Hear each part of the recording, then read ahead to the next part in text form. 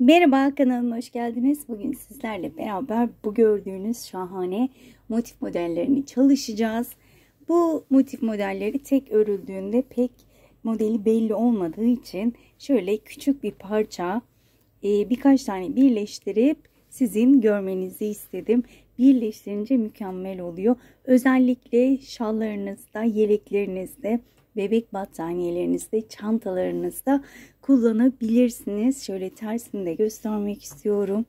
Gerçekten çok şık. Hemen şöyle hızlıca ipimden ve tığımdan bahsetmek istiyorum. Alize'nin süper lana ipini kullandım ama sizler istediğiniz tür iple örebilirsiniz. Kullandığım tığ numarası 2.50 milimlik tığ kullandım arkadaşlar. İsterseniz çok fazla laf uzatmadan hemen bu şahane modelin yapımına geçelim. Öncelikle motiflerime zincirle başlıyorum. 7 tane zincir çekeceğim. 1, 2, 3, 4, 5, 6, 7. İlk çektiğim zincire tığın başını batıp kapatıyorum. 1, 2, 3, 4, 5, 6, 7 zincir. Tığımın başına 2 kez doladım. Halkanın içine batırıp 2-2 ilmek çekip üçlü bir trabzan yapıyorum. 7 zincir. 1, 2, 3, 4, 5, 6, 7. Tekrar tığımın başına 2 kez doladım. Halkanın içine batıyorum ve üçlü trabzan yapıyorum. 2-2 ilmek çekerek. Burada 4 zincirim var. 1, 2, 3, 4. Tığın başına 2 kez doladım. Halkamın içine battım. Üçlü trabzan yapıyorum. 7 zincir. 1, 2, 3, 4, 5, 6, 7. Tığımın başına 2 kez doladım. Halkamın içine battım. Üçlü trabzan. 4 zincir. 1, 2, 3, 4. Tığımın başını doladım. 2 kez ve üçlü trabzan. Bakın şu ilk yaptığımız 7 zincirlikte 4 zincir yerine geçiyor. 4 zincirlik yuva olarak sayıyorum bunu. Bakın 7 zincirlik yuvalarım 2 tane oldu. 4 zincirlik yuvalarım 3 tane. Şimdi 3. 7 zincirlik yuvamı yapıyorum. 2, 3, 4, 5, 6, 7. Tığın başına 2 kez doladım. Battım. Üçlü trabzanımı yaptım. Son 4 zincirlik yuvamı yapıyorum. 4 zincir çektim. Tığın başına 2 kez doladım. Battım. Üçlü trabzanımı yaptım. Şöyle göstermek istiyorum. Bakın. Şunlar 4 zincirlik bölümlerim 4 tane oldu. 7 zincirlik bölümlerim 1, 2, 3 tane.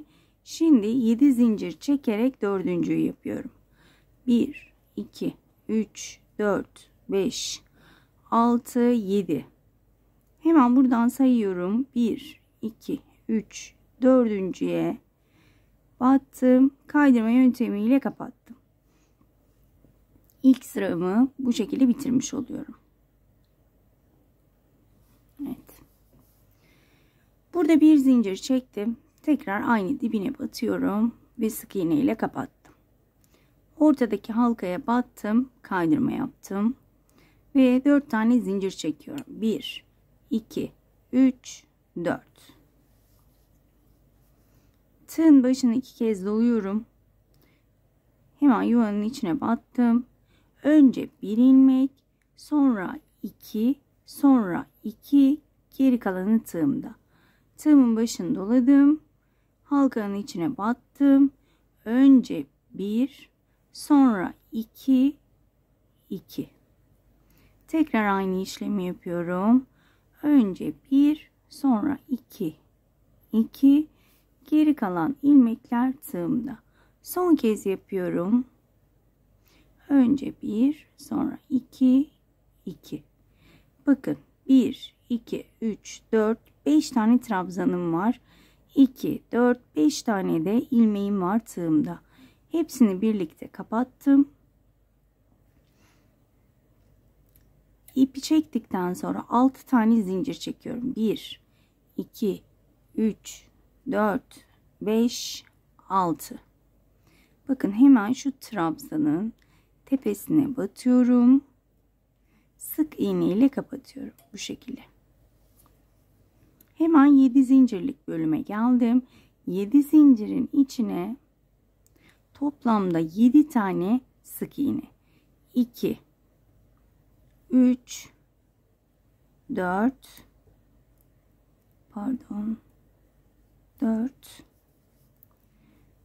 5, 6, 7. 8. trabzan tepesine yaptım. Ve hemen 4 zincirlik yuvanın içine batıp ilmek kaydırma yapıyorum. 1, 2, 3, 4 zincir. Tığımın başını 2 kez doladım ve yine şuradaki işlemi yapıyorum. Önce 1, sonra 2, 2. Tığımın başını doladım. Önce 1, sonra 2, 2 ilmekleri kapatıyorum. Geri kalan ilmeklerimi tığımda bırakıyorum. Toplamda 5 tane trabzanım olması gerekiyor burada. Evet, 5 tane bakın. Kapattım. 1, 2, 3, 4, 5, 6 zincir çektim.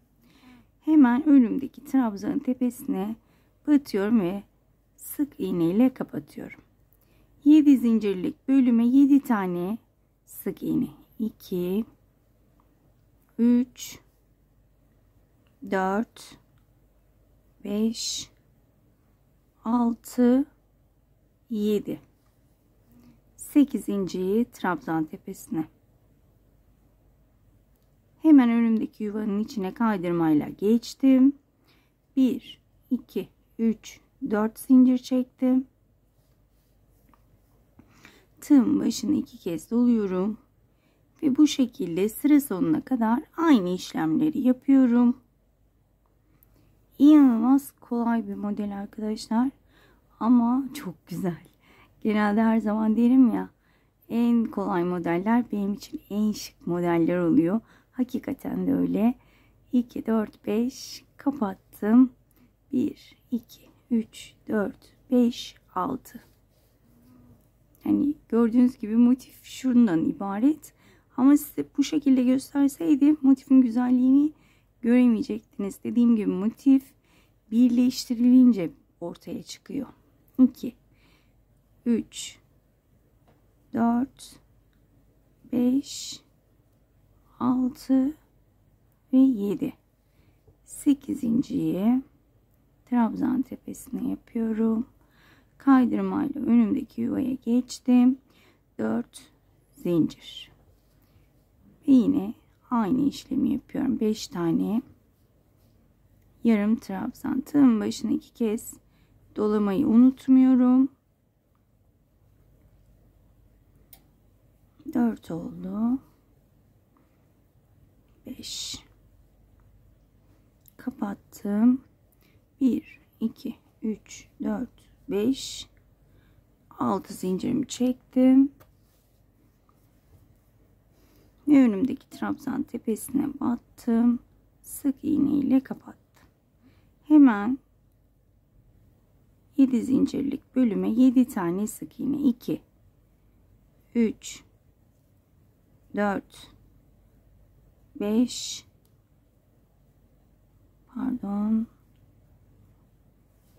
6 ve 7.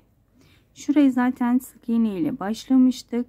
Buraya direkt batıp kaydırmayla bitiriyorum. Şöyle bir zincir çekip ipimizi burada kesebiliriz. Hemen modeli göstermek istiyorum. Modelimiz bu arkadaşlar.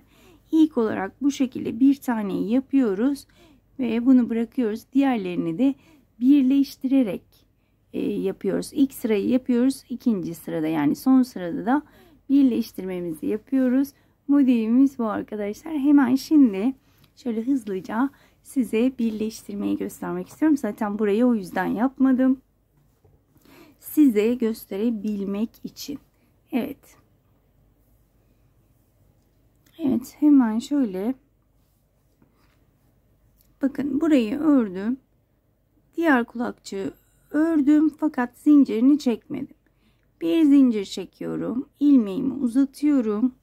Ve hemen şuradaki kulakçığın şöyle bakın, hemen göstermek istiyorum. Şu tepe kısmına batırıyorum. Biraz yakınlaştıralım mı? Evet. Şöyle bakın. Tam şöyle topladığım birleştirme yerine batıyorum. İlmeği içinden geçirdim. Burada 1, 2, 3, 4, 5, bir tane zincir çekmiştik burada zannedersem. Evet, 5 tane zincirimi çektim. Önceden bir tane de var, 6 oldu. Sık iğne ile sabitledim. Şimdi buraya geldim. 4 tane sık iğne. 1, 2, 3, 4. İlmeği uzattım. Bakın, şurayı birleştirdik. Şimdi şurayı birleştireceğiz. 1, 2, 3, 4, 5.'ye tığımı batırdım. İlmeği içinden geçirdim. Ve buraya 3 tane sık iğne yapıyorum. 1, 2, 3.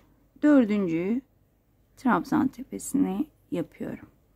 Hemen yuvamın içine batıp kaydırma yaptım. 1, 2, 3, 4 zincir.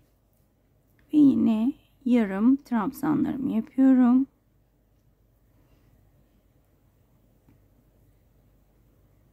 Birleştirmesi de çok keyifli. Şal ipleriyle de muhteşem olur diye düşünüyorum arkadaşlar. Göstermesi benden diyorum. İplerin seçimleri sizden. Evet. Kapattım. Bir zincir çektim. İlmeği uzattım. Bakın. Şöyle üçünün birleştirme yeri aynı ve ortadan batıyorum. 1, 2, 3, 4, 5 zincir çektim. Hemen trabzan tepesine sık iğne ile sabitledim. Ve 7 zincirlik bölümde 4 tane sık iğnem var. 2, 3, 4. İlmeği uzattım. Bakın. Hemen buradan sayıyorum. 1, 2, 3, 4. 5.'ye battım. İlmeği içinden geçiriyorum. Daha sonra 3 tane daha sık iğne yapıyorum. 2, 3, dördüncüyü trabzan tepesine, yine yuvamın içine geldim, kaydırma yaptım. 1, 2, 3, 4. Tekrar ben buna kulakçık diyorum. Kulakçığımızı yapalım. 5 tane yarım trabzan. 3 oldu. 4 ve 5. Kapattım. Bir zincir ve bakın yine aynı şekilde son kulakçığın tam tepe noktasına batırdım. 1, 2, 3, 4, 5 zincirimi çektim. Trabzan tepesine sık iğne ile sabitledim. Şöyle göstermek istiyorum. Bakın, birleştirmemiz bitti. Çok da hoş oldu. Gördüğünüz gibi.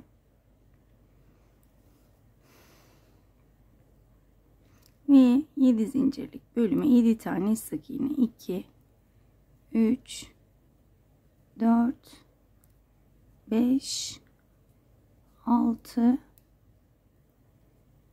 7, 8.'yi zaten burada yapmıştık. Buraya battım. Kaydırma yapıyorum. Bir zincir çektim.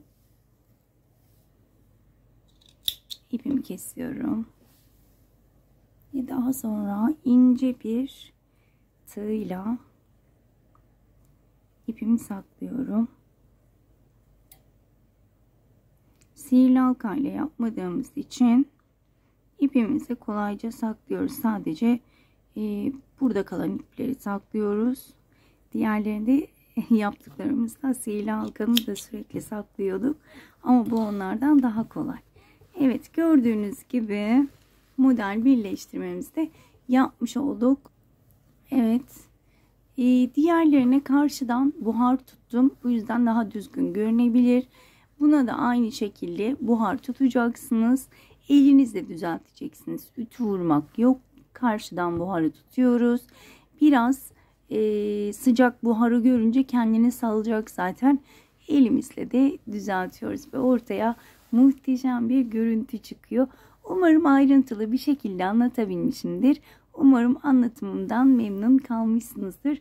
Videomu beğendiyseniz beğen butonuna basmayı, bu videomu beğenip paylaşmayı lütfen unutmayın. Kanalıma abone değilseniz, kanalıma abone olursanız da beni çok mutlu etmiş olursunuz diyorum. Ve bugünlük de bir videonun sonuna geldik diyorum. Kendinize çok iyi bakın. Hoşça kalın.